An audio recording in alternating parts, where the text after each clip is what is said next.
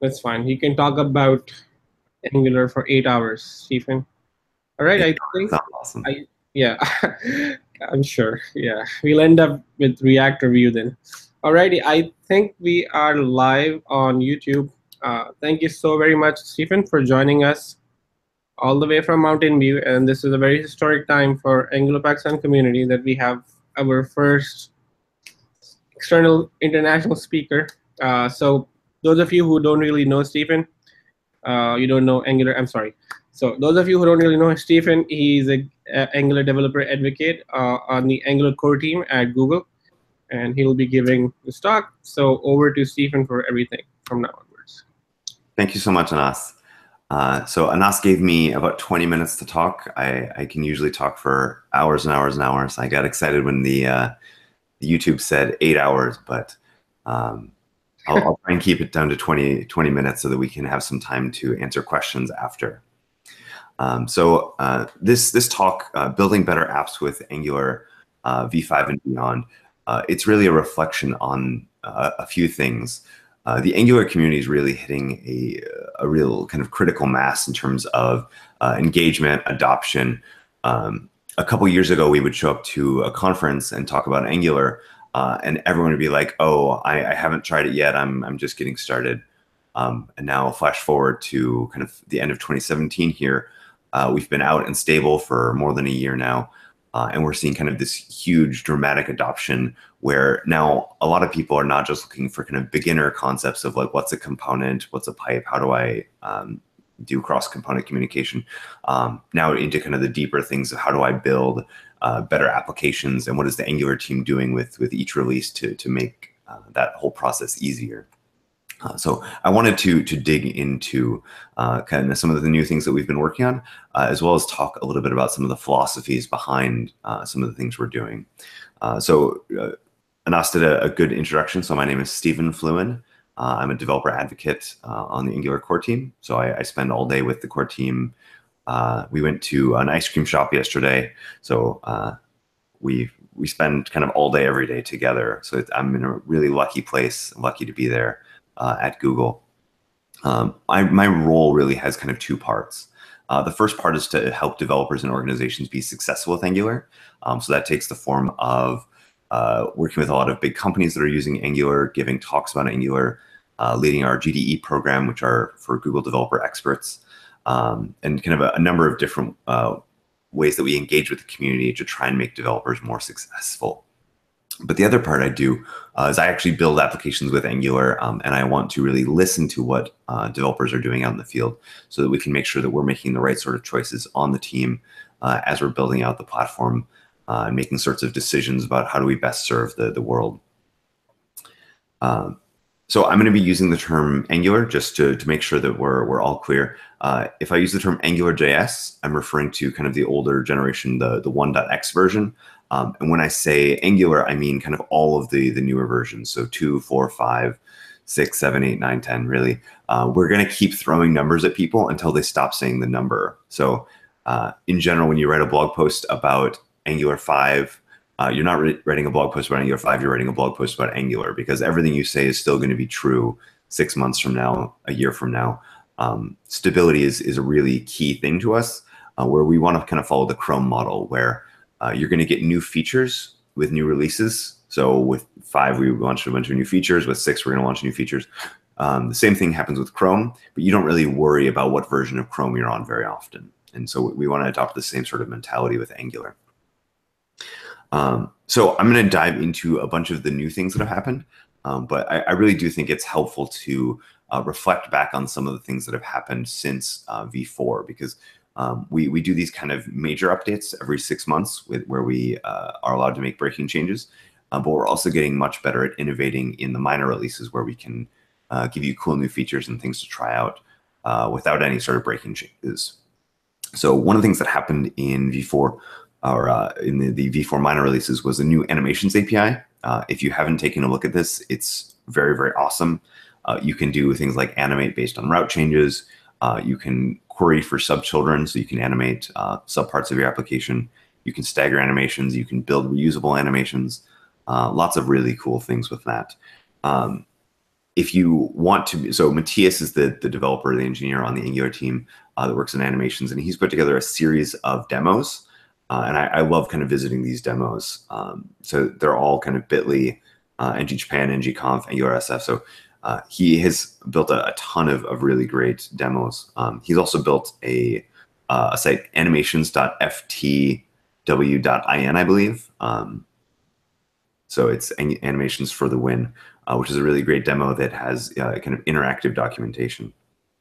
Another thing we did is we released a new HTTP client with the goal of making it smaller, easier to use, and more powerful. So typically when you make things easier to use or more powerful, they get bigger, but we were actually able to make things smaller, which was kind of a big win. So before we had HTTP, which you would import from at Angular/HTTP. But now we have HTTP client, which you can import from at Angular/common/HTTP. So before, whenever you did a GET request, you'd have to map the response and just unwrap the JSON. But now you can actually do that in a much simpler way. So you can actually give it a type. So say, hey, the API is going to return information of this type. And you don't have to be unwrapping the JSON. We're going to assume that out of the box for you. The other thing that we've done to make it more powerful is you can add interceptors. And so you can set up an interceptor service, and then any request that goes out from your application automatically add headers to it, change the request, log it, do all these sorts of very cool, very powerful things. We've also released schematics. Schematics is one of the things that the community is kind of the most excited about right now because we use it for ng-new, we use it for ng-generate, and it's a way of just executing kind of arbitrary code transforms where we take your application in one state and we turn it into another state. And you as your company can kind of build your own schematics. So let's say you really like the way we build components, but you want to just change one thing. You can do that. You can extend schematics. You can say, hey, here's my new schematic. It uses the Angular one, but then I also do these extra steps. So that's actually a really very powerful way of hooking into the CLI and kind of building your own superpowers. We've also launched the CDK. We're very short on time, so I won't go into all the kind of cool things that the CDK can do. But basically what we've done is we built out this very cool Angular material library, component library, that gives you some very beautiful UX out of the box. And what we've done is we've solved a bunch of problems while building material, but we wanted people to be able to use these solutions to those problems without having to adopt the material design aesthetic. And so the CDK is kind of those solutions to those problems isolated in a way that any component author can take advantage of those for overlays, bidirectional input, styling, all those sorts of things. So now we get into kind of some of the things that came out with the most recent major release, or V5. So we really kind of put it into three categories. So smaller, faster, easier to use. So the first thing we did was try to make it smaller. So we added something to our CLI called Build Optimizer. What the Build Optimizer does is it actually goes into your the build process because Angular is a platform and we're trying to kind of own that build tool chain for you. We understand the way that a lot of these tools interact and work, and we can add extra metadata in the middle of that process to make smaller builds. A great example of this is that we can mark some additional classes and methods as pure, which then a later tool in the build tool chain called Uglify will use to infer that, hey, this code has no side effects, and if it's not referred to, we can completely eliminate it from the application. And so this was an example of, we turned this on automatically by default in CLI 1.5 with the 5.0 release. And developers were seeing something like 20 or 30% file size reductions. And so that's a really big win because that's getting file size down is something we care a lot about. We've also done something very cool, which is we've now given developers the power to decide when and where they want to preserve white space and when and where you want to eliminate it. So in 5, we've made it possible now to turn off preserving white space. So preserve white space false. You can either do that for your entire application or you can do it at the component level. And the idea is that we want to allow you to opt into this thing. And then in a future release, we'll actually make it default because for the most part, you don't really care about the spaces that you put into your templates, right? Those are niceties for us as developers that we don't actually need in runtime. So there's no reason to recreate those as part of the DOM. And don't worry, we automatically handle things like pre-tags appropriately. So we're going to automatically preserve the pre-tag white space if you're expecting that. So one of the other big changes that we've done is we've done an overhaul of how we do our internationalization pipes. So like date, currency, all those sorts of percentage, decimal, those pipes that we have. We used to rely on browsers. And what we found was that the browser implementations were all very different. And so we, instead of relying on the browser and having a polyfill, which tried to address those gaps and those differences, we've now built a custom implementation, which results in a much smaller file size for developers. The last thing is that we have built a new reflector. Instead of having a reflective injector, we now have a static injector. So we've been able to remove the reflect polyfill, which we previously required. So we've also tried to make applications faster. So in general, Angular is very, very fast from a runtime performance standpoint. It's kind of as fast as you can get in the browser, but we wanted to do more in terms of the initial load performance. And so we've done kind of two things. So NGC, so our build time compilation step that takes all of your templates, your declarative templates, and turns it into imperative JavaScript, that the document.create elements that actually are running under the hood. And we've re-implemented it instead of our own kind of custom script. It's now a part of the TypeScript compilation process. So we actually worked with Microsoft to make these things called TypeScript transforms so that we could hook into that compilation process. The other thing that we've done is just focusing on file size actually has dramatic impact on initial load time. So every time we can cut 10% of the file size, we actually end up seeing a 10% cut off of the initial load time. It's not exactly that, but they're directly proportional. We've also focused on making Angular easier to use. One of the things that we've done is we're really focusing on making it easier to get into Angular development as fast as possible. So we've actually partnered with a company called StackBlitz. If you haven't taken a look at StackBlitz, I highly recommend it. It's a very, very cool web-based IDE, basically. So in about 10 seconds, you can go to stackblitz.com, click on Angular, and be up and running with an Angular project.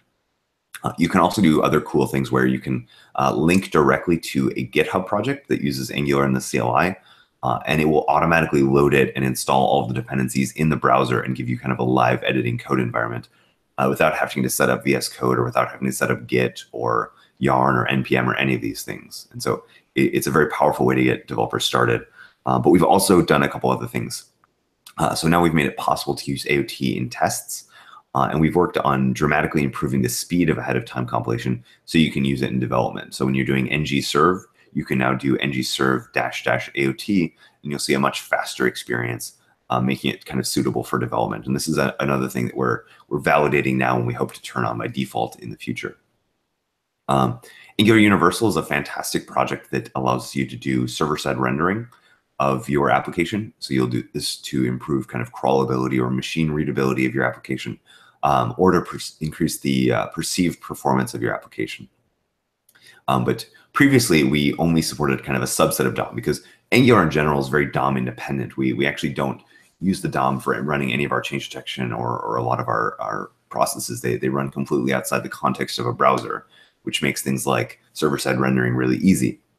But it made it hard if you're using libraries like jQuery or other kind of third-party libraries that required and relied on the DOM to run in the server. So we've added kind of a little bit more of the DOM API surface is faked out now so that you can rely on a few more third-party libraries. Also on the universal side of things, we've also added a state transfer API. So previously what would happen is you'd have a server-side rendering of your application, which would make an HTTP request, for example. And then that would be sent down to the user with the finished results of that request. And then the Angular application would bootstrap, and we need to remake that request. So now with this generic state transfer API, you can say, hey, I've already done that request on the server, and send that down to the client, and then bootstrap kind of resume your application from that state instead of having to make multiple HTTP requests. We also shipped something called ng upgrade lite, or the downgrade module. So has anyone used ng upgrade, or is anyone kind of migrated an application from AngularJS to Angular? Anyone? No? Okay. So basically, previously, there was a way called ng upgrade that allows you to mix AngularJS services and components with Angular services and components. We've now made that faster by creating a clean line of separation where you can still mix and match them, but it's much clearer when the AngularJS pieces are going to trigger Angular change detection. And then I also talked about these new internationalization pipes. One of the nice side effects of these internationalization pipes that we did, so taking it over from the browser, is we're actually able to give developers a nicer API that kind of matches their expectations better. So if you go to this URL, bit.ly/pipe format updates, you actually see kind of all of the before, what was coming when we relied on what was coming from the browser, and the after now that we have kind of a custom implementation. One of the last things I'll say on that is like, you used to have like pipe currency, and you would get out this kind of really ugly string, at least in the US. I don't know what it looked like in Pakistan. But now we're using, for example, the symbol, which makes a lot more sense to people. It looks a lot more natural. It was a better kind of default expectation for users. So I don't know if you knew this, but a lot of people that used Angular Material and the CDK, it was actually in beta for a long time. So it was very, very high quality, but the team wasn't committing to a long-term API. They wanted to reserve the flexibility to make some changes. But in the last couple of months, we've hit final stable. So now you have the same sort of reliability from Angular Material that you're going to have from Angular.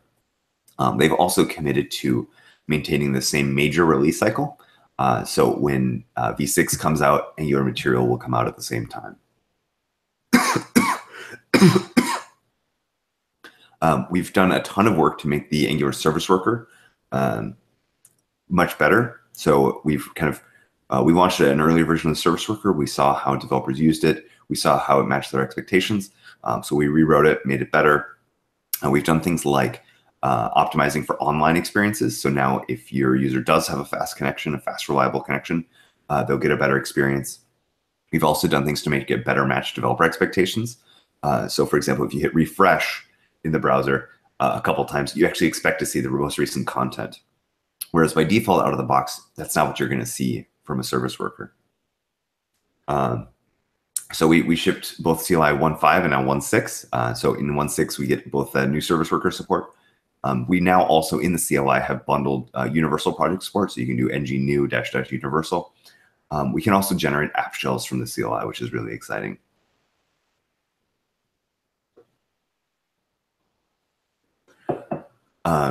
As part of the V5 update, we updated our dependency on RxJS to 5.5. The biggest thing here is that you're going to get smaller bundles, and then we're going to be able to remove side effects via these things called lettable operators. So previously, you would do something like import RxJS/adds/operator/map. But now we have a much nicer syntax for that. So now instead of importing that string directly and kind of executing it to modify the prototype of observable, you now import all of the operators directly from the operators, RxJS/operators package, and then you do what's called piping. So you do observable.pipe, and then you can pass it all of the functions. And the big, huge benefit here is that there's no side effects. So removing an import from one part of my application is no longer going to break another part of my application. As well as this enables us to better tree shake. So we can see where you're using these operators. So for example, if you only use an operator in a lazy loaded chunk, now we can code split that and only include those operators in those lazy chunks. So that's a much better model. Updating to the latest version is very easy. We maintain this Angular update guide on angularupdateguide.firebaseapp.com, where you basically type in the before and after versions that you want to move between. And it will generate the NPM and yarn commands that you need to run to update, as well as tell you about all of the changes that have happened. And this is something we're looking at building into the CLI and automating further. So I want to end with kind of a little bit about where we go from here. So we really see the future, and we're thinking a lot about the future of your Angular applications in terms of we want you to be able to write stable code for a stable platform Angular, and then take your code to new places as we evolve and as we get better. So a few examples of this that you're already seeing are, if you had built an Angular application today without service worker or without universal, now it's kind of easy to add those things in. But if it makes sense to at some point in the future, we can do the same thing with WebAssembly or web components. So we have this Angular Elements project, which has a lot of people excited, where we can take your application and ship it as a self-bootstrapping web component that's easy to use it with another framework. or give to a developer that doesn't want to use Angular. Or things like shipping ES 2015 modules. So today we're still shipping ES 5 because we want compatibility with web crawlers. But when it makes sense to take advantage of those things, we can do that for you automatically. So I just want to thank kind of Anas and the whole community. It's communities like this that make Angular successful. So thank you all for coming with us on this journey. Thank you so much. Thank you so very much. This was lightning fast. And thank you for doing this. I know you cannot speak for a longer time. I think let's get started with some questions. I think let's ask someone. And I'll apologize for my voice. I woke up a little bit sick this morning. I didn't plan this, but thankfully I won't get anyone here sick. I hope they don't transfer it over the wire.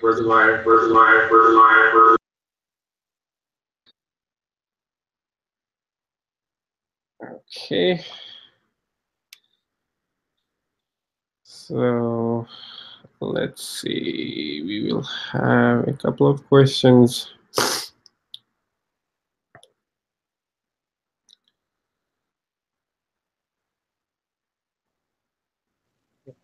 Is it right?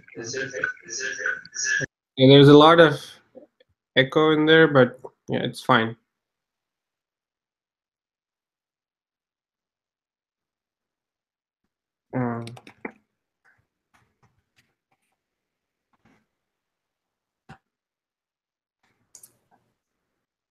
Looks like they're going to rejoin. Yeah, most probably. You can join from the other one. Guys, just give us a minute. Let's just switch machines, and then we can get some questions for Steve. Yeah, no problem. We can. Because for some odd reason, this is not working on Chrome. Okay. Whatever you're using right now, I can hear just fine. Yeah, I think whatever you're hearing, yeah, this is good.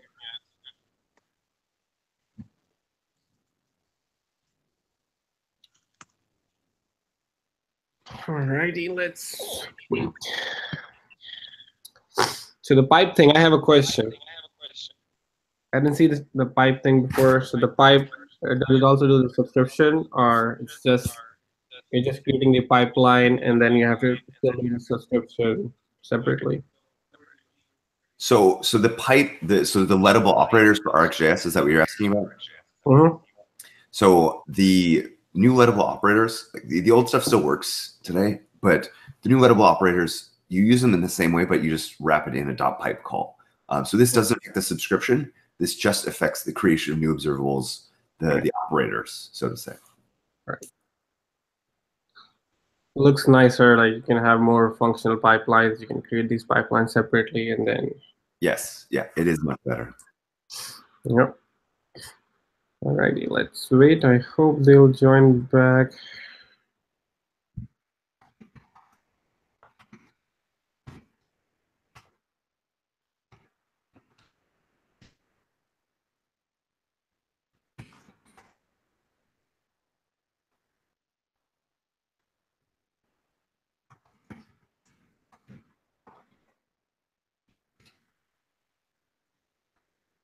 Alrighty.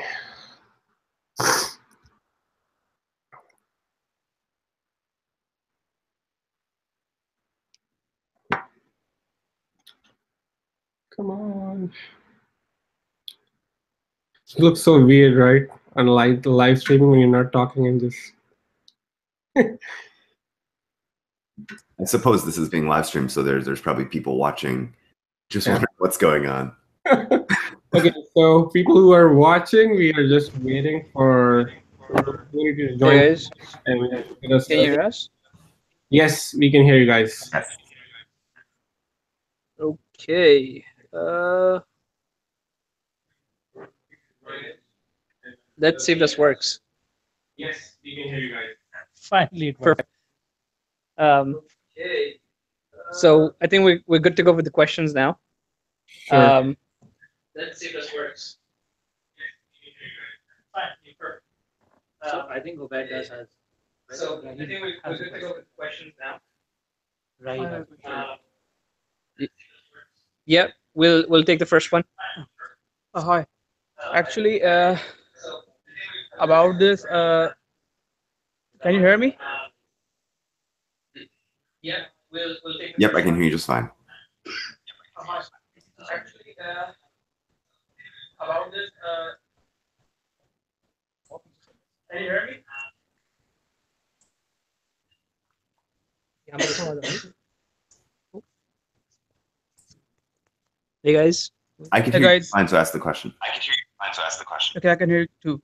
I have a question about the update in AOT. Actually, that in V4, we have like this the support for Lambda functions were not actually implemented. So do we have this in V5 while compiling in AOT? So we added additional support for what you can do in AOT and Decorator. Hang on, let me pull up the details. But actually, it was in version 5.1, we landed improved Decorator error messages in support so that, where is it? We added support for some types of windows, but not all, because in general, this is all code that we are statically using and not necessarily running, if that makes sense. So we're looking at data, can't do anything runtime like a HTTP request.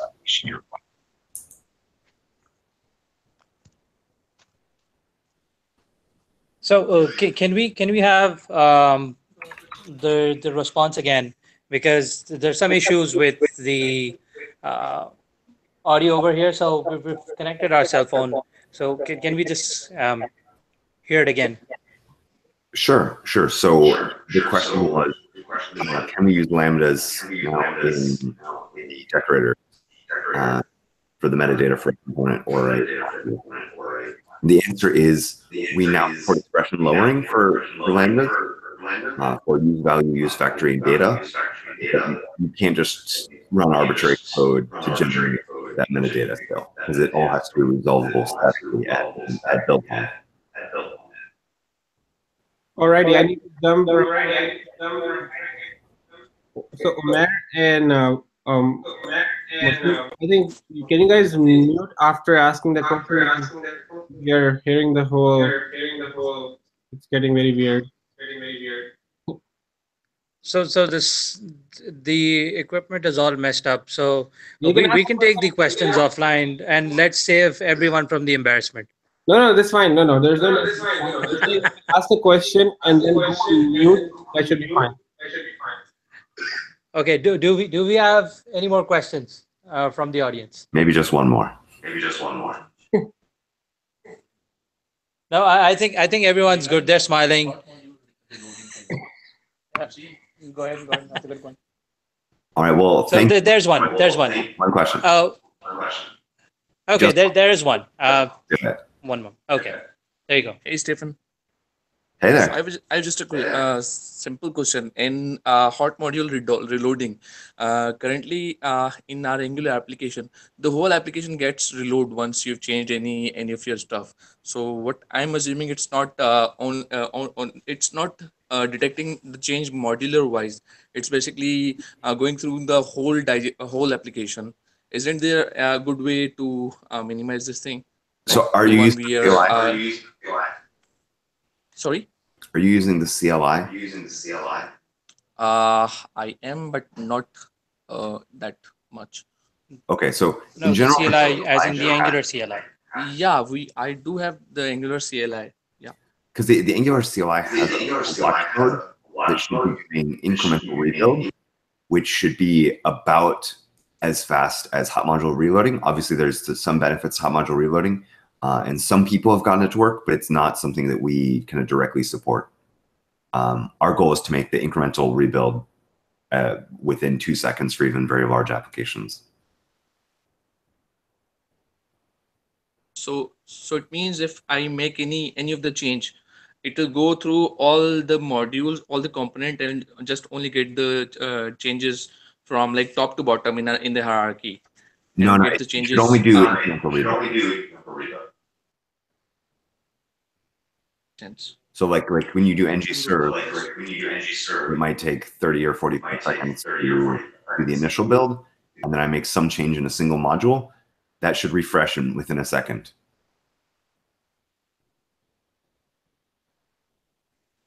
Yeah, makes sense. Thank you.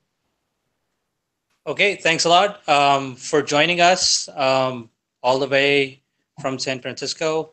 A final look at the team. You can wave them hi, wave them goodbye, and Thanks, everyone. we chat again soon. All right. Bye. Thank you so much, everyone, for connecting. I will get back soon.